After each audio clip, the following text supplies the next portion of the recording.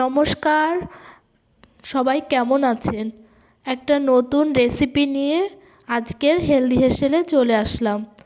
দেখুন, আমি আলু আর ডিম সিদ্ধ করে নিয়েছি, আলু ডুমো ডুমো করে কেটে নিয়েছি। আজকে ডিম আলুর লাল কষা কষা করব। লাল ঝোল মতো, ঝোল থাকবে না কিন্তু কষা কষা হবে। দেখুন, ডিম আলুটা সুন্দর করে ভেজে নিয়েছি। আর এখানে মশলার মধ্যে নিয়েছি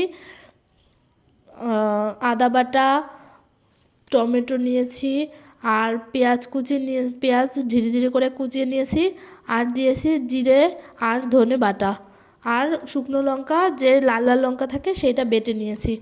দেখুন, আমি একবারে ফোড়ন দিয়ে বসিয়ে নিয়েছি। এখানে আমি সর্ষের তেল দিয়ে নিয়েছি। তারপরে তেলটা গরম হলে একটু জিরে ফোড়ন দিয়ে দিয়েছি, আর দিয়ে দিয়েছি পেঁয়াজ কুচি। পেঁয়াজটা লাল লাল করে ভেজে নিয়েছি। তারপরে কিন্তু সব মশলাগুলো দিয়ে সুন্দর করে কষিয়ে নিচ্ছি। এর মধ্যে কিন্তু আমি পরিমাণ মতো নুন আর হলুদ দিয়ে নিয়েছি। আমি কোনো ফুড কালার ব্যবহার করিনি, তাও কি সুন্দর রং এসছে দেখুন। এবার আমি মশলা কষানো হয়ে গেছে, তেল ছেড়ে গেছে। এবার আমি আলু আর ডিম যেটা ভেজে তুলে রেখেছিলাম সেটা ভালো দিয়ে দিলাম। এখন এটা সুন্দর করে নেড়ে নিতে হবে। ডিম আলুর সাথে মশলাটা ভালো করে কষিয়ে নিতে হবে। যত ভালো মশলা কষাবে তত কিন্তু তরকারিটা খেতে কিন্তু খুব সুন্দর লাগবে। মশলা কিন্তু কাঁচা কাঁচা থাকলে পরে তরকারিতে কিন্তু টেস্ট আসে না। আমার রান্না যদি তোমাদের ভালো লেগে থাকে, চ্যানেলটা সাবস্ক্রাইব করে পাশে থেকো, আর বেল আইকনটা টিপে দিও, তাহলে সবার আগে ভিডিওগুলো নোটিফিকেশন তোমার কাছে চলে যাবে। এইবার আমি মশলা কষিয়ে দিয়ে এবার জল দিয়ে দিয়েছি। দেখো, পরিমাণ মতো জল দিয়ে দিয়েছি। আমি কিন্তু খুব বেশিও দিইনি, খুব কমও দিইনি।